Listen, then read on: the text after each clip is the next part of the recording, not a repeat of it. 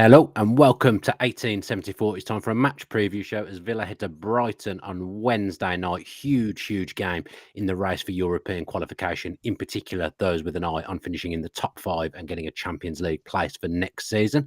This show is sponsored by Luke Roper, and if you want to get 20% off everything Luke have to offer, then use the code TVV20 and you'll get 20% off everything that Luke have. I'm joined by my Sky Sports News colleague David Reed to look forward to the game. And Dave, it's a big week for Villa, actually. We've just had a big game in the FA Cup quarterfinals, of course. But this week, Brighton and Forest, two teams that are well in the mix for European qualification. I think we can pretty much say Forest will get European qualification of some sort, probably Champions League, in my opinion. Is this kind of must win this against Brighton? We certainly need to carry on the momentum this week. Absolutely. Certainly over the last few weeks, I think it was really important actually over the weekend, not only to get the win because of the significance of the game against Preston, but I think given the run that Villa were on before the international break, I think it was really important that Villa managed to continue that after the international break, because some players can come back a bit rusty. It's tough to get into a rhythm, but I think, second half in particular, I think they look very sharp, and it was really good not only to get to Wembley for the FA Cup and the significance of that, but also to keep that run going. And as you say, this week, we mentioned it in the preview, really, for the Preston game, that between now and the end of the season, every single game is a really exciting one and carries some impact and some significance. And this week with Brighton in midweek, another team that are in and around those European places and will have ambitions themselves to get European football by the end of the season. Yeah, I think Nottingham Forest will be playing European football in which competition, I'm not too sure, but they've put themselves in prime position now to play Champions League. They're not going to blow it, I don't think. 54 points. I think they've already got a quite nice 5-point cushion on fourth. A lot would have to happen for them to drop down 2 places, I would say, and finish sixth. Yeah, I would agree. I think they've put themselves in prime position to get Champions League football. Maybe Chelsea are a little bit at risk. I feel like Newcastle might kick on between now and the end of the season. Villa, Brighton, Fulham, Bournemouth will all think that they can have an opportunity to finish in that top five. And Villa's run-in is against a lot of those teams around them. So is it must win this week? It's hard to say because the league is so compact and everybody is so close to each other that it's hard to say that it's must win. But I feel like at this point in the season, it certainly must not lose. Yeah, if Brighton beat us, they're currently 7th, we're 9th. They'd be 5 points ahead of us, which I'd suggest wouldn't be brilliant news. It obviously depends on the other results as well. Newcastle have got a big game at home against Brentford. I haven't got the fixtures in front of me, but that's the one that I remember. Chelsea playing Spurs, aren't they, at home on Thursday? You never know what can happen in that game, although usually, let's face it, Chelsea beat Spurs. Spurs always get very Spursy when they play against Chelsea. So we'll probably know more at the end of midweek, but I guess you're right in that it probably will just change on a game to game and a week by week basis where you think teams are at. Yeah, I think so. I mean, I've said this fairly consistently, but my feeling is that Villa will finish around 7th in the table this season. Negative Nella, I don't like that. You think so? I don't. Listen, I still think that's a brilliant season, by the way. Yeah. And I think 7th, maybe an FA Cup final, certainly getting to the quarterfinals of the Champions League and a 7th in the table. I think that's an incredible season, and Villa fans should be really happy with that. That's not me kind of extinguishing all hope of finishing in the top four. No, of course not. Because Villa do have an opportunity. I just feel like it's going to be quite difficult to go between now and the end of the season and continue to pick up points and leapfrog some of those teams that are above Villa at the moment. My assumption is that the top 3 will stay the same. My other assumption is that Manchester City will do enough to get top 4 and finish 4th. So I then look at it and I think, well, let's just look at let's look at the fixtures this week firstly. So Fulham are away at Arsenal. That's a tough game. Forest, I don't know what I'm talking about them. I've just discounted them, so I won't actually bother. But they are playing Manchester United at home. Bournemouth just behind us in 10th. They're playing Ipswich. That's 3 points. Let's face that. Then it's Brighton against Villa. Man City are playing Leicester. That's probably 3 points. Newcastle, Brentford. I think that's a genuinely difficult one to call. And then Chelsea Tottenham on Thursday, as I said. So we all know how congested it is within the Premier League picture, within the league table at the moment. But there is some interesting games there. But probably actually the most important, the most interesting one within that kind of realm that we're in is us. Yeah, I'd absolutely go along with that. And Brighton, listen, I was a bit disappointed with the way they tackled that game against Forest in the cup in the first 90 minutes. I mean, it turned into a bit of a cracker really in extra time, and Brighton were really pushing. But I think they'll be feeling a tinge of regret really that they didn't take the game on Huge chance earlier. to get to a semi. Obviously, for all the teams that got to the quarters, it was a huge chance for a Wembley trip. I think they'll be disappointed with 0-0 at home. Yeah, absolutely, and I think they've missed an opportunity to take Forest on, particularly when they're having a couple of injuries, Nottingham Forest. So you feel like maybe the game this week on Wednesday, they'll be feeling like it's an opportunity to put things right a little bit, lay down a marker against a top side in the division, and to really stake a claim for those European places. I found it a little bit hard to figure out Brighton this season. Some weeks they've looked great, some weeks they've looked awful. They still seem like Danny Welbeck is the key to them. And you think do they really want to rely on him? I mean, he's not really particularly been starting in the last few weeks. They've gone with the three of Minte, Matoma, Rutte behind João Pedro. But whenever he plays Danny Welbeck, I feel like there's a different edge to that Brighton team. Yeah. And from a Brighton point of view, should they still be relying on Danny Welbeck's quality? Maybe when they've still got, maybe not. Maybe when they've still got such quality within that starting 11, somebody else should be providing that threat. So I feel like they've been a bit difficult to figure out, and for them to still be in the hunt for European football, and I'm still kind of finding it a little bit difficult about where they should be at. Earlier in the season, I thought they'd finish around mid-table. And then they've put together this little run, particularly following that 7-0 loss to Nottingham Forest in the league. And now they're right back in there. And I'm still kind of like, well, where did they come from? Well, they've only lost 6 games, Brighton. The problem is they've drawn 11. So that's where they've let themselves game. Losing 6, that's 3 less than Newcastle, who are ahead of them in 5th. It's 2 less than Chelsea. It's 2 less than us. I'm actually surprised that we've only lost 8 games. It does actually feel in the league like we've lost a few more. But actually, Nottingham Forest in 3rd have lost more games than Brighton. So in those tight games, they just haven't quite managed to get themselves the right side. Obviously, they haven't gone the wrong side either of those tight games. But in a lot of the tightish games, that they'll have ended up drawing, won't they? So I think they're probably on the cusp of being a really good team. They just haven't quite. They've a lot of turnover in the summer. Brought in a huge number of players, spent a huge amount of money. Really went away from kind of what they've done in the past. It's probably a little bit growing pains in the team, and bedding in so many new players that are new to the league. Usually Brighton are kind of staggering it, but I feel like they've had to do it in one go this season. Obviously, a new manager as well.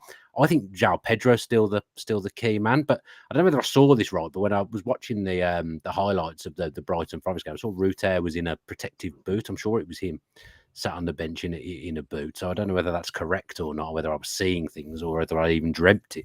But that is something that stuck in my mind. So it could be that if that's the fact, that João Pedro kind of moves back into that number 10 position, and maybe Danny Welbeck does start. Yeah, and that's a role that João Pedro's done before, isn't it? Just off Welbeck's done it as well, line. hasn't he? Yeah, yeah. And certainly under De Zerbi, sometimes they played with 2 strikers, but one of them would drop deep and almost be a number 10, but would start in the front line. So it's something that they're able to do, and those players are very adaptable. I think the things that have changed, I think, a little bit with Brighton since the 7-0 loss to Forest, and they have gone on a good run since then. It feels like Hertzler has just made them maybe stand off their opponents a little bit. I think their high turnovers are down since the Forest defeat. They've allowed the opposition, I think, the second most passes against. Their PPDA, which is a kind of proxy of pressing, is down as well. They were, I think I've got it down here, the 4th best numbers pre the 7-0 across the whole season. Then after the 7-0, they're down in 14th for their PPDA. Okay, so put the frighteners on them a little bit. he has almost made them stand off their opponents a little bit. Now, you look at the teams they've played Chelsea twice, they've played Manchester City in that time. Okay, maybe they've decided to stand off those teams a little bit, but they've also played Fulham, they've played Bournemouth. They let Bournemouth have more of the ball than they did.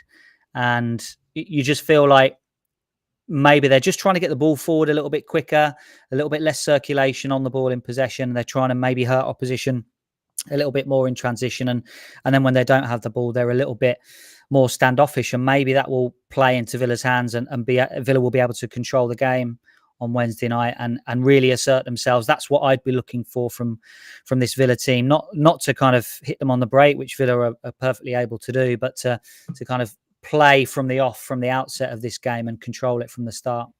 Yeah, I've just checked whilst you were talking. Ruter is injured, so I'd expect him to miss the game on Wednesday. Without scoring loads of goals or getting loads of assists, I feel like he's quietly been a really key player for Brighton. A bit like, people used to look at Grealish's numbers and have a little bit of a pop at him. Even at Man City in his second season when they won the treble, he's actually involved in a lot of the goals. Like, he'll play the pass before the assist. I feel like he's a big miss for them, actually, if he doesn't play on Wednesday. So that's good news for Villa. A question that I saw in the chat. Oh no, I've highlighted the wrong question, which is an absolute disaster. But it was basically based around the Villa attack for this one. I mean, we hopelessly tried to predict the team for the Preston game. I don't think either. Awful, wasn't it? Absolutely. Yeah, I don't think either of us called that Marcus Rashford was going to play the game as a central striker. Obviously, he scored 2 in the game playing up front. I know it's only Preston. Is there an argument for keeping the same kind of front line that Villa went with for this one, or do you think they'll put Watkins back in, Rashford back on the left, but then Ramsey would come out of the team? It's quite difficult to pick the team again, isn't it, for this one? Yeah, options. Look, there is an argument to keep the same again.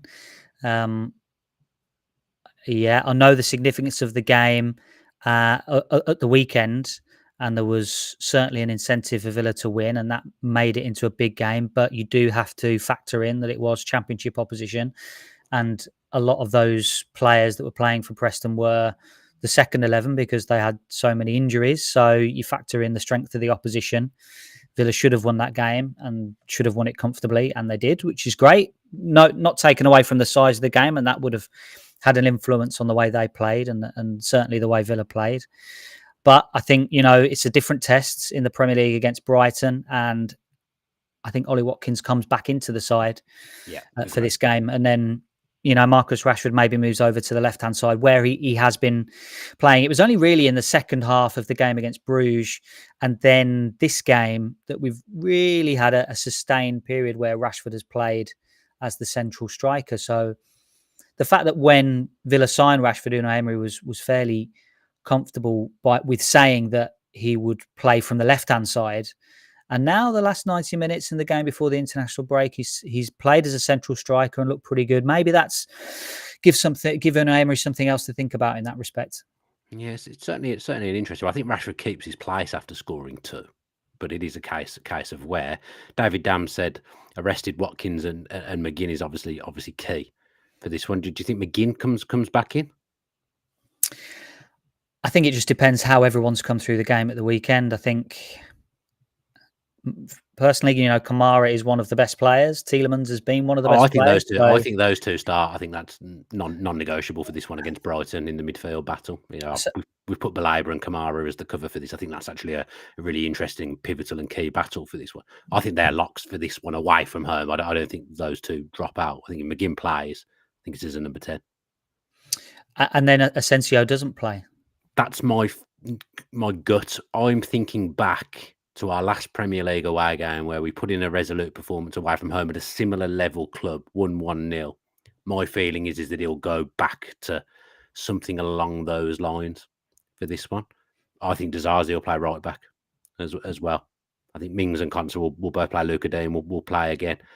I think he goes back to something similar, maybe one difference in the front positions. But I think other than that, I think it'll be the same team that beat Brentford 1-0. That's my gut feeling. But I totally get that. And actually, I absolutely loved the Brentford performance. It wasn't the prettiest, but it was down and dirty. It was gritty. And sometimes this season, we saw it a lot last season, But this season, we haven't really seen those down and dirty performances. And that's why I really liked the Brentford game and the Brentford performance. So I can totally see a reasoning for that. And maybe then you think, well, Asensio can come on in the second half if the game's opening up a little bit. I think you're right. I think last season down at Brighton, he played Konsa at right back. But again, Villa were in a bit of a spot, weren't they, with injuries last season for the game down there. I think Matty Cash came on for Rodgers in that game, who came off injured fairly early, and then Bailey was switched over to the left. It was all a bit strange because of the injuries that Villa had at the time. But I think you're right. I think Disasi will come in and play at right back, and then it will be Konsa Mings, and then Dean at left back, and then see how the rest of the team lines up with Kamara and Tielemans in the pivot positions, and then it's kind of pick your front four, really. Yeah, my feeling is that McGinn will play as a 10 to start, and Rodgers kind of as. I wonder, we can't really do. We have to have some width from somewhere, and if Disasi's playing, that usually means that Bailey plays. But obviously, we don't really know what's going on with him. He wasn't in the match day squad. Actually, that kind of messes things up that I've just said a little bit, because I'm almost certain Disasi will play right back for this one. Maybe that means Marlon starts. I'm unsure, but I think McGinn will play somewhere. Yeah, and you have to say when Rashford has played on the left hand side, he is the one that's offered the width. So I know Villa kind of skew to the left anyway with Lucadinha, and usually you have a left hand side player like Ramsey coming inside and playing as a second 10. But when Rashford has played on the left hand side, he hasn't really come inside at all and played that second 10. He's hugged that touchline on the left-hand side. Sometimes they've still been trying to work out what Lucadinha does in that position, because often, you'll have seen him try and bomb on down the left-hand side. And he was excellent at the weekend, 2 assists. And he was. And you think, well, okay, maybe he has to adjust slightly when Rashford plays on the left-hand side, or not necessarily adjust, but think about things a little bit more when he goes, and maybe he can move into more inside positions. But I think Rashford can offer width on the left-hand side. And then it's a case of, I would think, if we're talking about McGinn or Asensio in the 10, then it would be Rodgers on the right-hand side. Yeah, Kevin James quite rightly says, you're never right, Dan. Well, neither am I, so. I think you got your hot take right, didn't you? From what I record, didn't you say Rashford would score? Or have I completely dreamt that? I think you've dreamt it. Oh, I thought you in my head when Rashford scored, I was giving you full credit. Full credit was going to Dave Reid when I was watching the game. I had Asensio to score 2, didn't I? Right. I will say that's the first week I've not bet on Rashford to score when he started a game as well, and he obviously scores when I don't do it.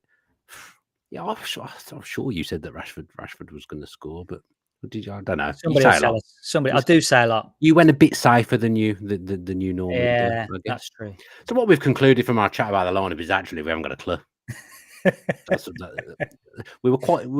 We went in quite detail last week for the Preston game about how we thought Villa might set up, and obviously neither of us called Rashford to go up front. I say it every single show. I said it on the show earlier with Greg as well, though. It's just so hard to predict. It is, and that's great because Villa have got options and they're not absolutely hammered by injuries, which has happened over the last year and a bit. So it's a great position to be in, and perfect timing for the run-in. Every player is going to be needed over the next few weeks. So it's a great situation for Villa to be in, not having to scramble around and name a load of kids on the bench. So, drink it in. I'm trying to think. I said this in our previous show last week that it's obviously got 3 games, really big games coming up in the space of the next 7 to 8 days. That was a week, isn't it? Actually, 3 in a week by the time we actually play. I'm trying to think like, well, if he's going to play this game, then does that mean that he won't play this game? If he's going to start that one up front, does that mean he doesn't play this one? There's a lot of permutations around, because I think I'm trying to think of Forest at the weekend. So I think Cash and Maatsen play that one, because Forest will be quite happy for us to have the ball and sit back. So I think he'll go with those 2 fullbacks for this one, which makes me think Disasi will play right back on Wednesday, and Lucadinha will play again for this one. So when I'm trying to analyse what team we're going to pick, I'm trying to look across the whole landscape of the week. Yeah, and I think also one thing to remember, when Unai Emery came into Aston Villa, he relied on a core group of players, didn't actually change the team that much in that first season. When he found the right formula, the players didn't change all that much. Villa didn't have a big squad. Now Villa have developed and are developing. And also one thing to remember, when the team does come out, it won't be rotation or changes for the sake of changes. No. There will be a reason why Unai Emery has picked that first 11 to go out and start the game against Brighton, whether it's a tactical thing, whether it's a 1v1 duel that he wants to make sure that he wins on the pitch. It won't be rotation for rotation's sake. That the 11 that he names, there will be a reason behind every player starting. So I think that's important to remember. Yeah, Dave, you've your camera seems to have froze on my screen at the very least. So I might ask you to leave and come back in because at the moment we're just seeing you just stationary. A bit like Villa's at forward lines of old when they got relegated in the first year of the Championship. Just Do you want me to refresh my page? I think you should refresh your page, Dave, because people don't want to see you stationary. They want to see a bit of movement if they're watching live. So we'll just hang around and wait and see if Dave comes back with a little bit of movement. And there he is. And yes, we've got the movement, very fluid, like Villa's front four now in the way Dave Reid is moving around the screen. Kevin James rightly points out that Watkins does love a goal against Brighton. He has scored a few goals at Brighton, both at Villa Park and away at the Amex, hasn't he? If my memory serves me correct. Yeah, I think so. I think you're right. And I was just thinking actually while you were talking there about the Villa, the Douglas Luiz mistake down at the Amex. I was remembering at that game, yeah. But actually, and I'm now thinking back. Actually, the home game against Brighton was one of those opportunities that Villa were conceding again. A goal where they probably shouldn't have conceded it. Yeah, and then now it feels like, anyway, Villa again getting a bit of momentum defensively, and I feel like that's and Emery's talked about it, something that they've worked on during the international break.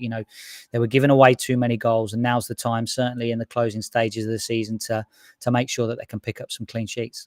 Yeah, I think the familiarity of the defence that's playing. Someone posted a picture on social media yesterday. I don't know whether you saw it, of the COVID year when we beat Arsenal 3-0. Yes, I remember. Yeah, I saw the picture. In the dressing room with Cash and Mings. Yeah, and I know it was Cash's post, wasn't it, with Conser and Mings, and then the exact same one yesterday. Clean sheet, win the game. It's the same three stuck together. To be fair to Villa's credit, and to those players' credit as well, they've grown with the club. They've not stood still. They've grown with the club, and a massive part of it. I spoke about it a little bit with Greg earlier. I don't think it's a coincidence that Tyrone Mings is in this defence and we've improved defensively. No, not at all. I think he brings leadership. He brings a vocal presence at the back. He brings a physical profile as well. And I've mentioned before, the fact that he is an aggressive centre back, and I think he complements Ezri Konsa really well. Who likes to? He's more of a kind of sweeper upper, Ezri Konsa, as a centre back, rather than I'm going to go and win this challenge in the air. Whereas Tyrone Mings, his front foot, likes to nick the ball in front of strikers, likes to put his body in there, and I think they complement each other really well. And Villa have been missing something defensively earlier in the season from set pieces, and I think certainly as a box defender, Tyrone Mings is probably the best centre back that Villa have, considering we haven't really seen Disasi at centre back, so I can't really make a call on that. But he's definitely the best box defender that Villa have, and when it's tight, and when it's marginal, when it's fine line in games, you need your defenders to be heading and kicking the ball away. Yeah, I mean, set pieces at the other end, we're really good at set pieces. Austin McPhee, we've spoke about him many times on this channel. But the defenders, Conser missed one yesterday, didn't they? They don't ever score. The centre backs, they just can't get goals. None of them can head a ball from an attacking set piece. We just never ever seem to get goals from that avenue. I think Mings has scored about 1 in 3 years. Conser's probably scored two or three across the last couple of seasons. We just don't have. I know that's not their job, but it does always sometimes annoy me. Why do our centre backs not score goals? I read someone say yesterday, Martin Larsson played in RT. You get a hatful from set pieces, but they were just not prolific, are we, with the defenders? Maybe that changes, because I don't think Brighton are brilliant at set plays. Maybe that changes tomorrow, Dave. Have you noticed that? I mean, it's not really, but when you were talking there, I was mainly thinking about, well, are the centre backs the final target on Villa's set pieces, or are they the kind We're a bit inventive, aren't we? Yeah, and maybe the ball goes to the back post and the centre back is there to knock it down or head it down to somebody else, or they're in the 6-yard box making a bit of a nuisance of themselves and being blockers. So there might be reasons for it. Yeah, you always give a considered answer, don't you? You don't just jump to the conclusion like I have that everyone's got a 50 pence head. If you play for Villa at centre back, you've been a bit more measured with what you've thought. So IAVFC rightly says Mings has 2 assists from set plays lately. Yeah, that's absolutely correct. We're very good at set plays, and the defenders are involved in that. But if they're ever the one on the end of it, you just might as well write it off there. They never score. Adam Wright says we had John Terry at one point. He's one of the best headerers of the ball that there's ever been, and he was playing for Villa in the Championship, and he only ever scored 1 goal. Since Martin Larson, we've just never had that since. Chester went through a little bit of a purple patch in scoring goals, but it's nice. I like having a centre back that chips in with goals. It's something I always like, and I just don't feel that Villa have it. Yes, Kari, I see you with you. He's accused us of Watkins propaganda earlier on, and I'll put him up on the screen because he does watch every single time. How horrible was the Watkins cameo? Miss after miss. Well, yes, he did miss chances. I agree with you. They weren't great, but for all you accuse me of the Watkins propaganda and the bias, I could say that you're very too far the other way. So maybe we could meet in the middle. But I will say he got in the positions, Dave. He was in the position. He had a pitch for a short while, but he got himself in some great positions, didn't he? Yeah, he did. Yeah, and it's something that he consistently does and has consistently done over the last 5 years. He's always in the position to score a goal. Sometimes they'll go in, sometimes they won't. But over the last few years, more often than not, they've gone in, and you can see that in his record. Okay, right then. Someone else agreed with me that you said Rashford to Oh, score, wonderful! by the way. I'll take the credit then. I'm going to go back and have a look just in case it's false, but we'll go back and have a look. Yes, I have invented a new word, haven't I? Did I say that? Agent Cooper says I use the word headerer. Is that what? Did I do that? Can that? I reckon that's a word. I'm going. He's a good headerer. A headerer of the Yeah, ball. I'm going. Yeah, I think that's okay. Might be in the Dictionary dictionary. corner. We need dictionary corner. I think it's okay. Right then, Dave. Let's get your. I mean, if you have got that right, then let's get your hot take / freezing cold. Shall I go centre back to score? Let's go Konsa to score in a 1-1 draw. Ooh. No, no, I didn't. Take that away. This isn't live, is it? We'll take that one out on the edit. Yeah, Dave didn't say that. Have you said that off the back of what I've said, or was that? No, essentially, I've gone off what you just said. All right, I'm going to go with you. I'm going to go Mings to score. Let's go. You go Konsa. I'll go Mings. Pau Torres starts the game. Absolute certainty. No, but yeah, you go Konsa. I'll go Mings. Let's see who's right, because I didn't plan one either, to be perfectly honest. So right, Peter. Then there's a valid point. I did put him on the cover for a reason. Kamara once again proves he's key to everything we do. Well, he was unplayable again. I know he's only Preston, but he was unplayable against Preston, wasn't he? He was absolutely great. So good. Ridiculously good. Going to sign a new contract as well, by the sound. Well, hopefully, yeah, because he is just you run out of words, and you don't want anybody else sniffing around him. So, and there will be people right now. Of course, there will be. Yeah, of course there will be. But he's so good and so vital. Yeah, hard to praise him anymore, really. Cool, right? Cool. Don't know what I said that. Let's go then, Dave. Cool. Thank you ever so much for everyone that has watched live with us and that will go on to watch on YouTube and our audio platforms as well. Leave a review on iTunes, please. No, it's not called iTunes anymore, is it? Leave a review on Apple Podcasts, please, and Spotify as well. If you are listening via audio, a nice little comment never goes amiss, and 5 stars does not either. Like, comment and subscribe with your post notifications on YouTube, and go back and watch or listen to the podcast that I did with Greg this morning, looking back on the Preston game. Always some useful Greg Evans tidbits in there, and of course we spoke about his book a little bit as well, as we always do. So go back and check that out if you haven't watched or listened to that yet. Have to do some form of match reaction, won't we? That'll be on Thursday, so that will be coming on Thursday. I've also got a show in the books with Jacob this week to look at the academy. He did a big read on the academy last week, so we're going to do a podcast on it at some point this week as well. There'll be nothing tomorrow, but through the rest of the week we will have content here. Do keep an eye on everything to see when it's coming out. And then of course Dave and I will be back on Friday to preview the Forest game. Might even be Thursday, don't know, probably Friday. Let's say that we'll do the Forest preview. So there'll be loads of content coming on the channel this week. So do subscribe wherever you get your podcasts and your content, and you'll know exactly when things are coming out. Anything else you'd like to add, Dave, or should we just? I think you've covered it. Yeah, let's go. Okay. Thank you very much. Have a good rest of your Monday. And as always, up the Villa.